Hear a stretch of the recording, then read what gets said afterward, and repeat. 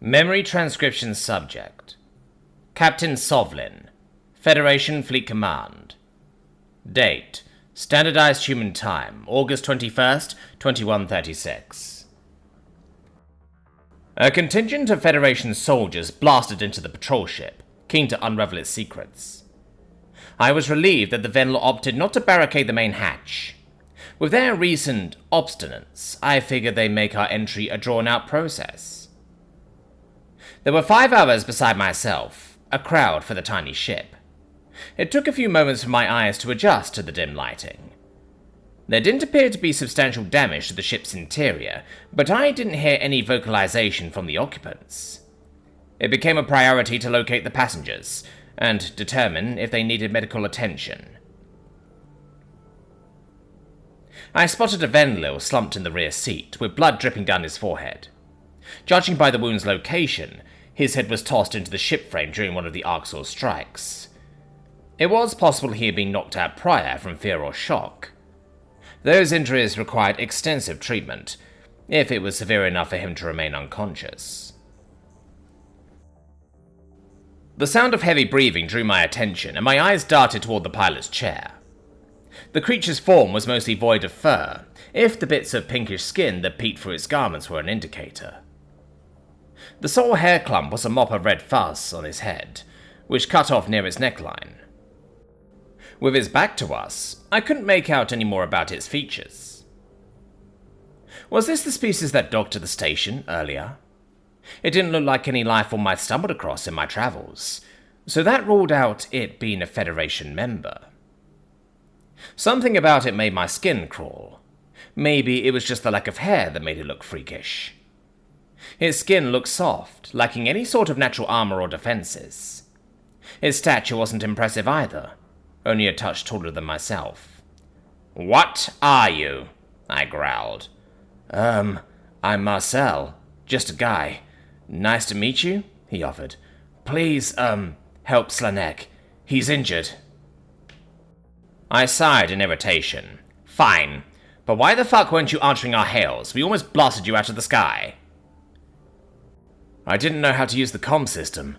My body was unconscious, in shock, I think." Marcel's voice was low and breathy. He seemed to be hyperventilating. "This is my first time flying one of these." "You've never flown one of these shits before, and you fly like that?" "Like what?" "Never mind. Turn around and come with us." "I can't do that." How dense could a person be? This was not a negotiation. These two were in no position to argue with us. My boarding notification was explicit enough in stating that they were our prisoners, not our guests. My attempts to be sensitive and not wave guns around the second we stepped in clearly hadn't paid dividends. "Marcel, I wasn't asking," I hissed. "If you expect us to help your friend, you better comply." "Let's just talk for a moment, okay?" The peculiar pilot raised his hands over his head slowly, but kept his head pointed towards the viewport. "Listen, I'm not your enemy. I don't want you to shoot me. I don't want to hurt you, or whatever it is you all say." "You think you could hurt us? You are surrounded and alone." "No, that's not what I'm saying. I'm just not like the Arxor. We're on the same team, okay?" "What is this nonsense? Your rambling is madness. Don't tell me you're going into shock too." Marcel drew a shaky breath and turned his head slowly toward us. The crewmate nearest to him staggered backward, reaching for her sidearm.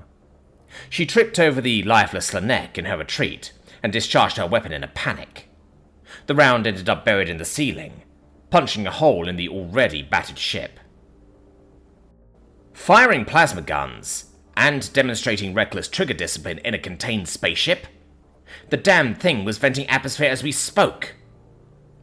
The crewmate earned a scorching glare from me. I was appalled with her behavior. "What has gotten into you?" I screeched. "Holster your weapon at once. I'll have you disciplined for your—" "Captain Sovlin?" Another crewmate interrupted in a squeaky whisper. Look, it's one of them." My gaze flitted back over to Marcel. Shock stabbed at my heart. My insides twisted into knots. The pilot sported binocular vision, just like the Arxor. A cruel intelligence glistened for his beady eyes, even as he tried to avert them. Every time he directed his gaze at someone, it felt like they were being tracked. His inky pupils were no more than dilated pools of hunger. The pieces fell together, as I gaped at Marcel, dumbfounded. A feral hunter on a Republic ship could only mean one thing. The Venlor homeworld was occupied by an army of predators, and in all likelihood their species was enslaved. These beasts must be the reason for that distress signal a few weeks ago. Perhaps I owe the Venlor an apology, since I had misjudged them so terribly. The tragedy they endured was unspeakable. The monsters probably threatened to kill their entire populace if they tried anything, which was why Tava betrayed us. Her decision-making was still terrible, but something I could forgive. Chasing the Federation Armada off under duress was different to abandoning her friends. The resentment festering inside of me dissipated in an instant, replaced by a burning hatred. We had never gotten our paws on one of the reptiles, so we'd have to settle for the next best thing. I would not let Marcel's species follow in the Arxor's footsteps. I would make them pay for everything they had done tenfold. Marcel's hands trembled and he closed his eyes. Guys, I'm just here to fight the Arxor. What they've done is despicable, and we would never— Quiet! Get on the ground! My voice was cold and assertive as I raised my sidearm at him. Don't shoot him unless he pushes us. I want him alive. The predator obeyed, sprawling out prone on the floor. He was lying flat on his stomach, so his eyes were facing the ground. He linked his dexterous digits behind his head, as though to prove he wouldn't take a swipe at us.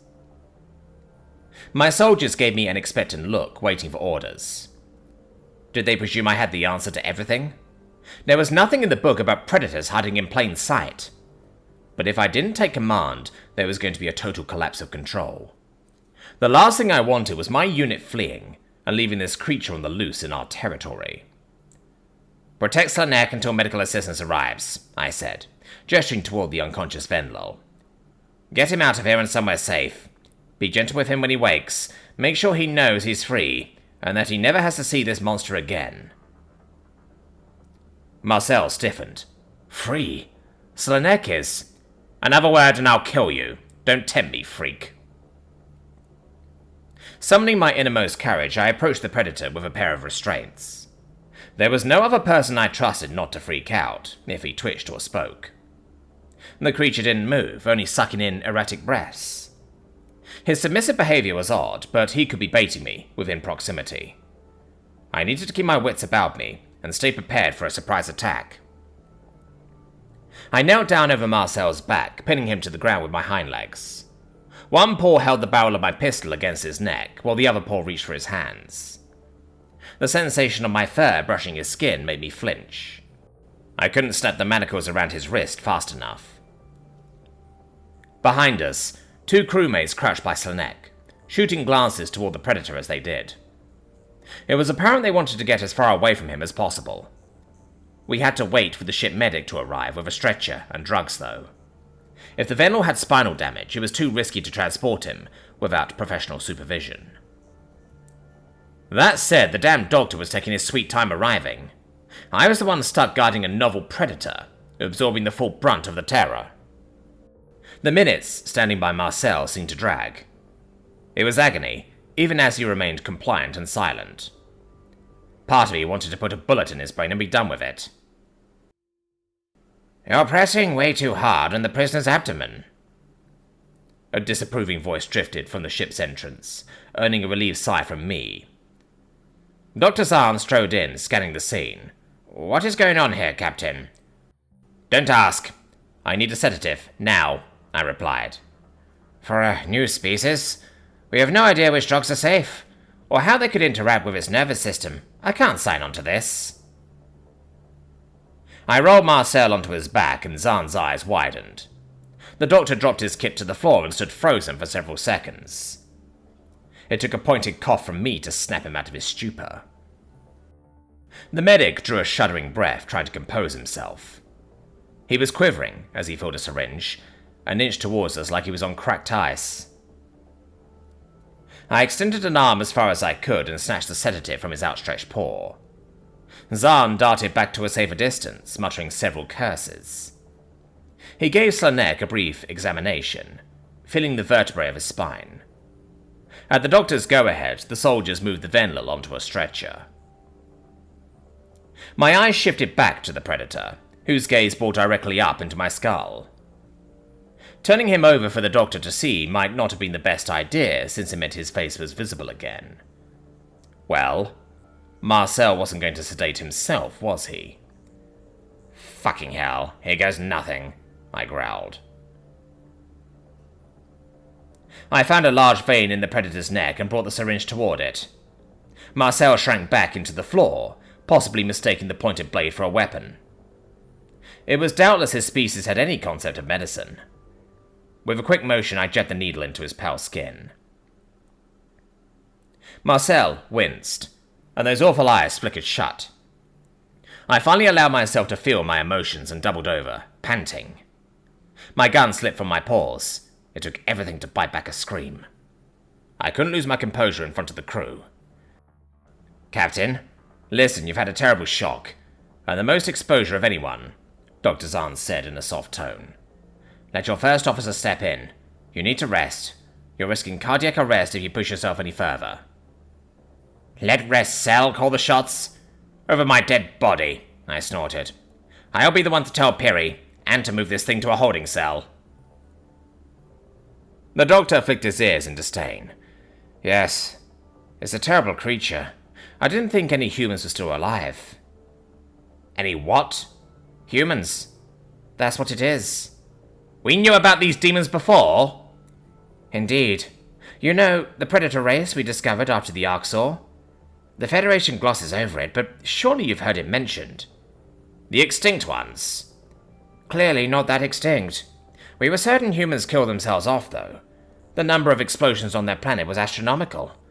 It was a fitting ending for a species that tormented each other and lived in constant battle." "What do you think they've done to the Venlil?"